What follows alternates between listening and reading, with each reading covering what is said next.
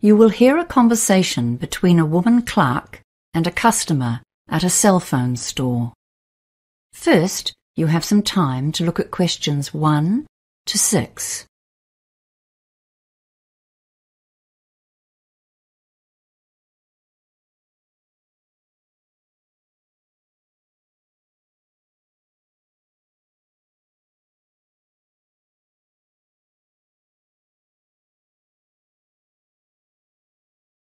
You will see that there is an example that has been done for you. On this occasion only, the conversation relating to this example will be played first. Good morning. What can I help you with today? Well, I've just moved here, and I need to get a new cell phone number. Okay, we've got both prepaid plans and 24-month contract plans. The woman clerk says there are 24-month contract plans. So contract plans has been written in the space. Now we shall begin. You should answer the questions as you listen, because you will not hear the recording a second time. Listen carefully and answer questions 1 to 6. Good morning. What can I help you with today? Well, I've just moved here, and I need to get a new cell phone number. Okay, we've got both prepaid plans and 24-month contract plans. I'll only be here for a year, so I think a prepaid plan is better. Can you tell me something about those? Of course. We've got a number of different plans. But first of all, I should just mention that none of them come with handsets. You'll just be buying a SIM card, and you can replace the one in your old phone. Yes, that's perfect. So how much are the SIM cards? Well, the expense isn't really in the card. To use it, you'll need to set up a plan, and that can range from just over $10 a month upwards. The card itself is just $2, and that gives you about 15 minutes of local calls. Okay, I knew I'd need a new plan from you guys, but I don't have much money at the moment. Can you tell me about the cheaper plans? Yes. Our least expensive is the minimal plan. That's only $12 a month. That's good. But it's for someone who doesn't use their phone very much. You only get 40 minutes a month of talking time. Ah. How about internet access with that one? No, sorry, that's not included. No, that plan's not for me. I'll definitely need to go online. For browsing the net? Or for things like Facebook and WeChat? Mostly social media. It's how I keep in touch with people back home. Well, we do have what we call a social plan. That might really suit you. You get unlimited data on social media websites. That sounds great. How much is that one? That's $40 a month. But you get 200 minutes of talking time, 500 texts and 2 gigabytes of data, which is about 15 hours of watching videos and thousands of photo uploads. Well, I do upload lots of photos for my friends back home, so that's fine. But I'm worried that I'll need more text than that. Do you have any plans with unlimited texting? Well, there is one other plan. On that one, you choose 5 people or 5 phone numbers, and you can talk to or text them as much as you want. That's called the Friends and Family plan. Okay, that sounds like the one for me. What's the catch? Well, it's not exactly cheap. That plan costs $70 a month, but it does come with 3 gigabytes and unlimited texts, as well as your 5 designated people. That's a bit too pricey for me, but I do like it. Can I choose a cheaper plan now and change after I find a job? Oh yes, you can just come in and let us know whenever you like. It's also possible to log into our website and manage your account yourself online. Before you hear the rest of the conversation, you have some time to look at questions 7 to 10.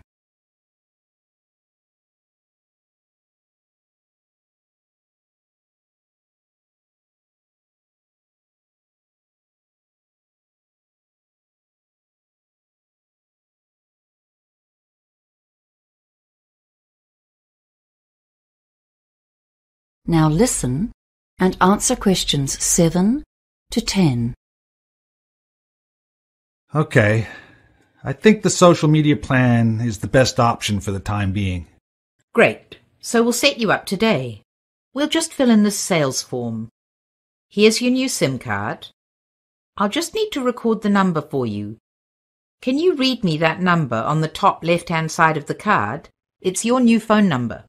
Yes. It's 047-877-9233. Okay, I got it. So remember, that's your new number, so you should write it down as well so you can inform your contacts. Hold on to this package that the SIM comes in. There's information on that about how to contact us, just in case your phone gets lost or something like that. Oh, yes, that's important. So next, I'll need your name. Sure. It's Stephen. That's Stephen with a V. And my surname is Conway. That's Conway. Okay, that's cool. And your address, please? Well, at the moment, I'm living in temporary accommodation. Once I've found work, I'll be moving to a different place. Do you think that matters? Well, not really for now. But please let us know when you get a permanent address, okay?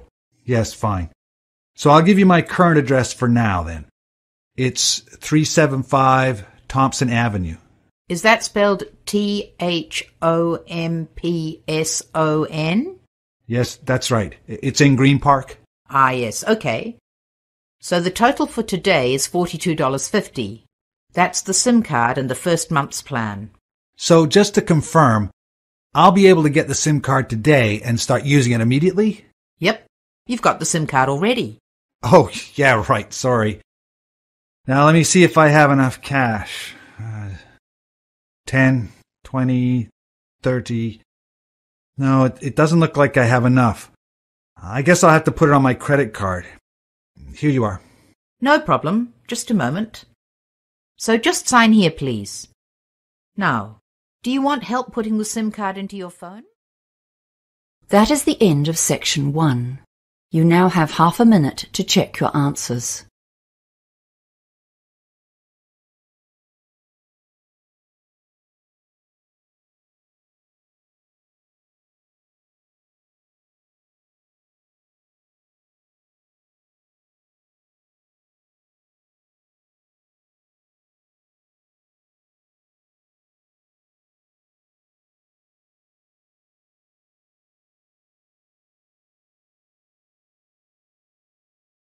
Now turn to section 2.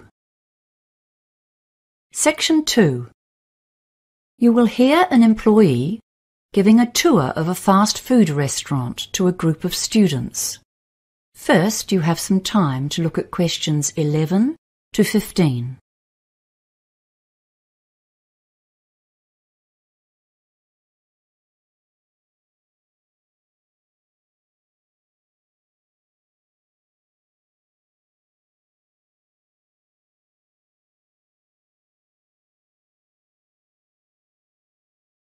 Now listen carefully and answer questions 11 to 15. Good afternoon, everyone. Can you all hear me? Good. Let's go through to the kitchen now so you can see the full operation of the restaurant. First, I want to emphasize the importance of kitchen hygiene. It's crucial for our business reputation. On the wall here, we have a dispenser of plastic shower caps. Forget about fashion statements. Everyone who goes into the kitchen must wear one to protect against stray hairs getting into the food. Please take one and put it on now. Alongside it is the sanitizer. Again, you all need to use this and scrub your hands thoroughly before we go in. Also, please be aware that this is a working kitchen, so many of the counter surfaces inside could be hot. It's best not to touch anything as you go through, just in case. It's just basic safety and common sense. You'll notice the number pad on the door here. We have full security in the kitchen. Now that most people pay with a bank card rather than cash, there's no great concern about robbery. Again, it's our reputation that we are protecting here. We restrict access mainly because we need to be certain that our food cannot be contaminated and that our workers can get on with the job without interference from unauthorized people. Right, come on in. First, here's the storeroom. Our ordering systems are very efficient. The quantities in each burger must be exact. and this is ensured by the various food dispensers we use. For example, 20 mils of our famous home brand mayonnaise is dispensed in our most popular burger. So, at the end of the day, when I check how many burgers have been sold or binned, I know if the mayonnaise stocks are running low, and I can order more. Okay, now onto the operational side of things. Consistency is the key here. Every burger in any of the brand's restaurants should have the same quantities of the same ingredients, so that all our customers are sure of what they're ordering. Our delivery standard is to keep the customer waiting no longer than 2 minutes for their burger. That's truly fast food.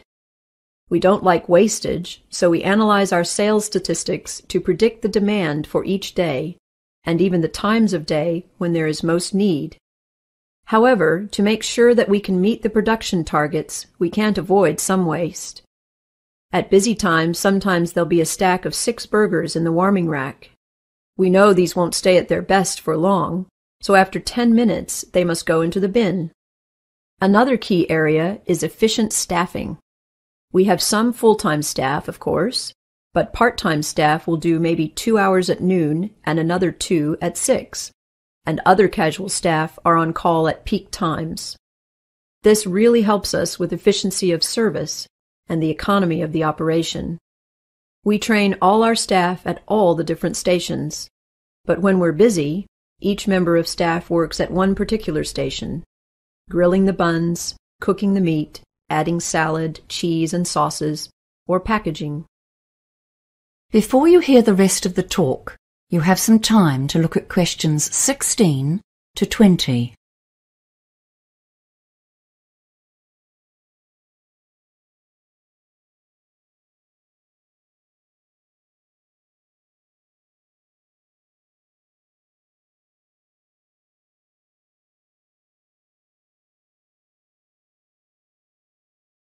Now listen and answer questions 16 to 20. I'm sure you've all seen our famous paper tray covers. They're an important part of our marketing strategy.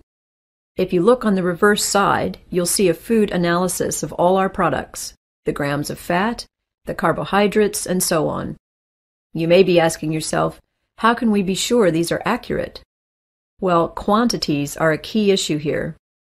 With the ice cream, for example, we train our staff to serve exactly 150 grams of ice cream into a cone, and 200 grams into the plastic cups. This allows us to oversee our stocks for reordering and also gives reliability.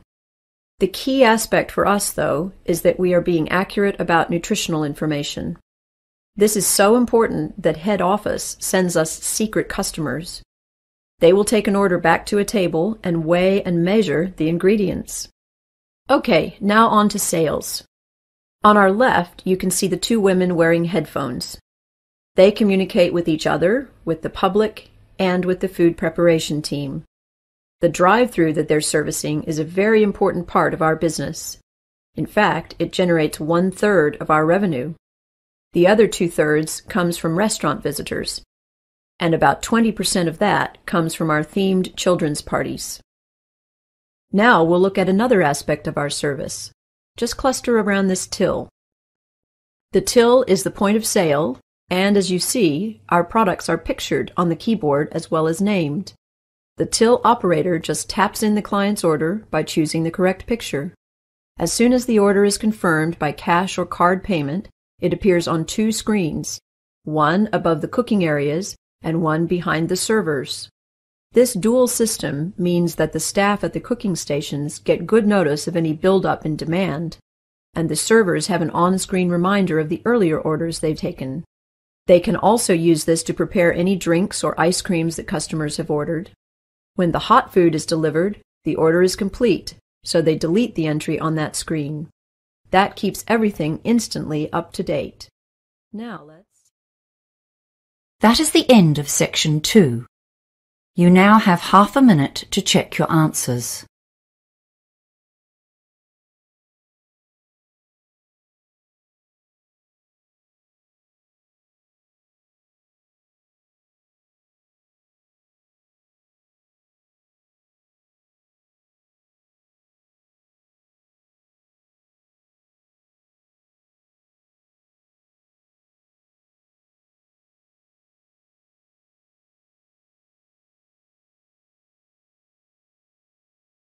Now turn to Section 3.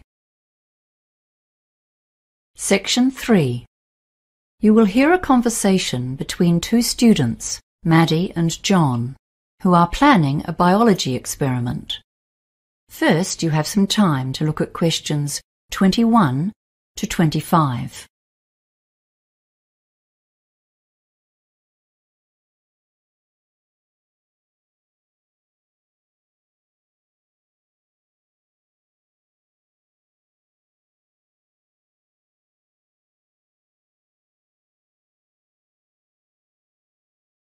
Now listen carefully and answer questions 21 to 25.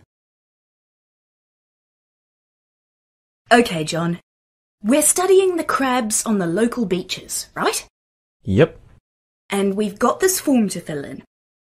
So, our idea is that we find out if there's any impact from people using the beach. And the rubbish they leave. And there's other rubbish too, like from passing boats. Oh, right. So our experimental hypothesis is that people's use of the beach impacts on the crabs living in the sand. To include everything, we probably need to write down human activity. Fair enough. I agree. Okay, so what are we including as our variables? Of course, the first one has to be the overall number of visitors to the beach, right? Yeah. On the form I'll call that visitor numbers. Okay. And then another one is time of day. Yeah. I think Mr. Ben said we need to look at the beach when it's busy in the daytime, when people are running around. Those four-wheel bikes are charging up and down, so the noise levels are really high. Yeah. And again at night when it's quiet. Okay, fine. And I was wondering... What? What if some of the rubbish and food that people leave round is actually tasty for the crabs? Good thinking. So another variable is whether people actually feed the crabs without meaning to. How can we phrase that? People feeding the crabs? No, that won't do. They're not doing it on purpose. How about, food left on the beach? Yes, okay, but can we make that shorter? How about edible rubbish? Yes, good. So we need to have several beaches, don't we? You know, at least one that's hard for people to get to, that has almost no rubbish, and others with more visitors. Yes, that's right. Though, of course, there'll still be floating stuff from the sea on all the beaches and pollution from the passing boats, won't there? True. I guess we have to take those as constants. Well, we have 3 beaches to work with. The first one is the busy beach right in the town alongside the promenade. That'll be perfect for the high-use one. Right. Then there's the little bay around the corner that you can only reach on foot by going over the hill. So I guess not so many people visit that one. No, but some do. It's quite popular in summer for picnics. Yeah, so it gets a little use, but not that much. And do we have one where no one goes, as a control? Well, Mr. Ben has asked a farmer to let us go across his land to another one the public never gets to. Ah, right, I remember. It's called Sandy Point, isn't it? Yeah, that's right. Before you hear the rest of the conversation, you have some time to look at questions 26 to 30.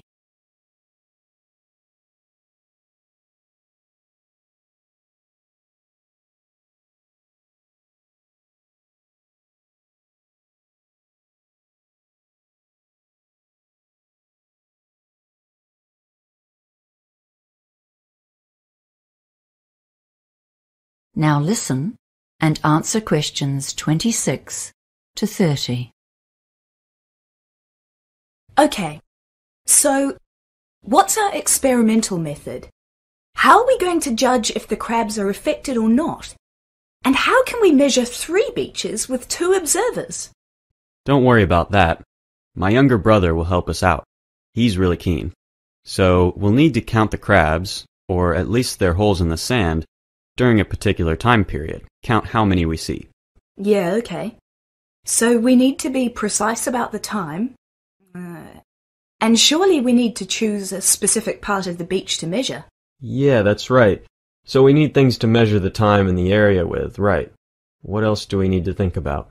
Well, to compare the beaches properly, we'll need to visit them all first, won't we? To see the lay of the land. Because we also need to set the identical distance from the actual water's edge for each beach. And of course that will change as the tide goes in and out. Let's see. We'll need measuring tapes and string and little posts to mark the area. Shall we say 2 square meters, 3 or maybe 4 meters from the water's edge? That should give us some leeway with the tide coming in. And to do it properly, we'll each have to be in position at the same time, so we'll all need mobile phones to synchronize the observation periods, and stopwatches to time the observation precisely. So, one more question. How are we going to see them at night? And will we need to count holes again in the dark? Oh, that's 2 questions. Sorry. Yes, well, we will need to count again each time. The holes come and go, apparently, as the crabs are quite mobile. They steal each other's homes too, so if a larger intruder comes along, the previous owner digs himself another hole. As for the night vision problem, the department's got goggles for that. So what else? Well, we need to think about timing, don't we? Do we sit for an hour? Or 2 hours at a time? Let's say an hour for starters. Remember, we have to do this again after dusk. I've read that most crabs are nocturnal anyway. Yeah, so how many times do we need to repeat all this? For 2 weeks, do you reckon? Or longer? Well, that's 28 hours total observation time. That'll make it harder for doing the stats, won't it? Yeah, that's true. So, how about we go for a fortnight, adding up to 20 hours in total? That'll allow for any bad weather. Yeah, sounds fine to me. That is the end of section 3. You now have half a minute to check your answers.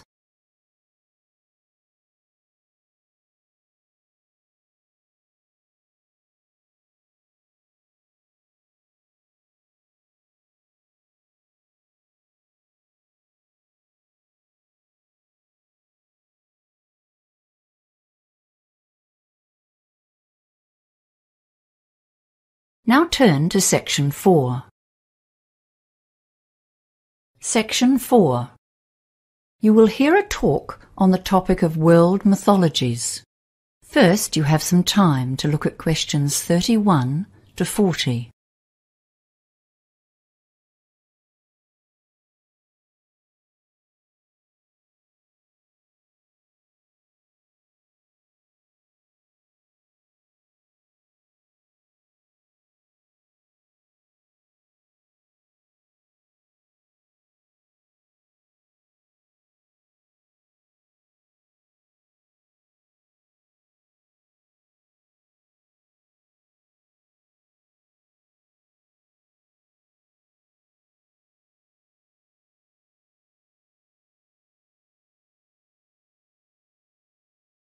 Now listen carefully and answer questions 31 to 40.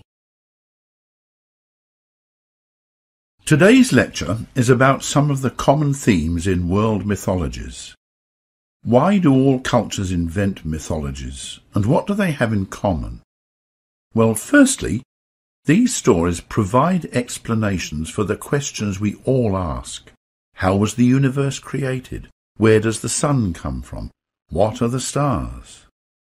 A mythology is not the same as a religious doctrine, but nevertheless, most mythologies describe the creation of the world and how it was populated with people and animals.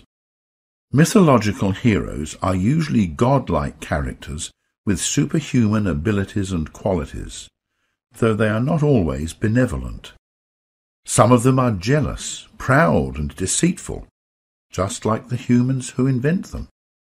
Although they are fantastical, the stories are accepted as a psychological reality by the cultures that create them. However, mythology has more than psychological meaning. Here's one example. In the period of ancient Chinese history known as the Warring States, China was changing. But the traditional mythologies reinforced the old political order. The emperor's chief minister noticed that some scholars were undermining the emperor by travelling through the country telling the old legends to the common people. Their stories were exerting a powerful influence on the community. The emperor forbade the telling of myths and commissioned the writing of new stories that supported his political ideas. Do not dismiss mythology as being old-fashioned and irrelevant to modern society. For example, George Lucas's Star Wars saga is a powerful retelling of an ancient mythological theme. When Luke Skywalker's story begins, he is an exiled and orphaned member of royalty, who is then called to an adventure where he meets the powerful wizard Ben Kenobi. During his quest he overcomes many dangers, slays the evil character Darth Vader, and rescues his beautiful sister Princess Leia. So you can see that we're still busily creating new myths in the form of movies, comic books, and science fiction stories. This retelling of ancient legends speaks to us all at any age, as do the old stories that we have inherited from our own cultures. Stories from widely different cultures bear a strong resemblance to each other, and one of the best examples of this is the striking similarity of creation myths from around the world. In some of these stories, such as those from some American Indian tribes and the Aboriginal Australians, there is a creature, for example a crab or a giant tortoise. This creature dives into the ocean and retrieves a small piece of earth from which everything else is created. Water and earth are the two most common elements in all the creation myths.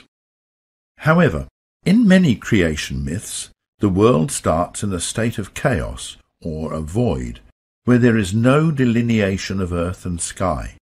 In Norse mythology, for example, a supernatural human being emerges from this void, and mountains, rivers, and earth are formed from his flesh and blood.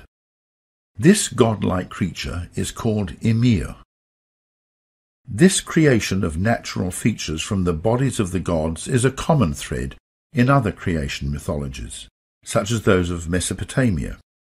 It frequently takes place after a god has died or been killed, and this introduces another common mythological theme, family rivalry.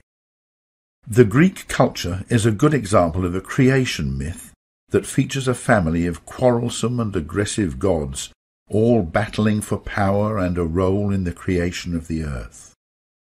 Gaia, the earth, gives birth to Uranus, the sky, and these two create a family of children, including monsters, who imprison, torture, and sometimes even kill and eat their own offspring. Creation myths do not provide examples of the cardinal virtues, but they do address universal themes of jealousy, war, and lust for power. Another common element is the image of a cosmic egg.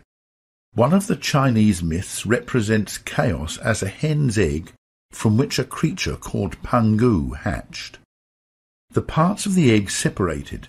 The heavy parts formed the earth, while the light parts formed the sky.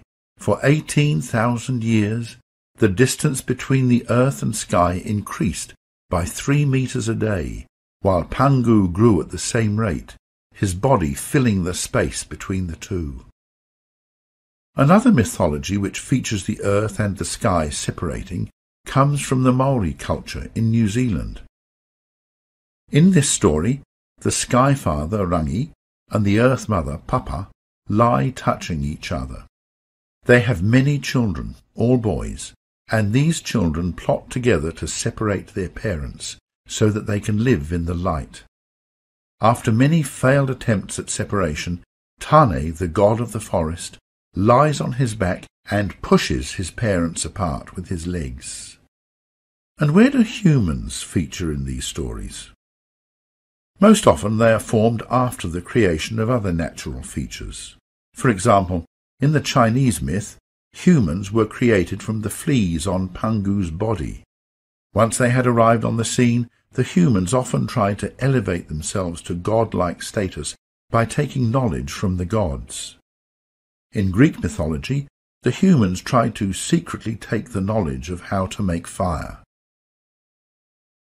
That is the end of section 4. You now have half a minute to check your answers.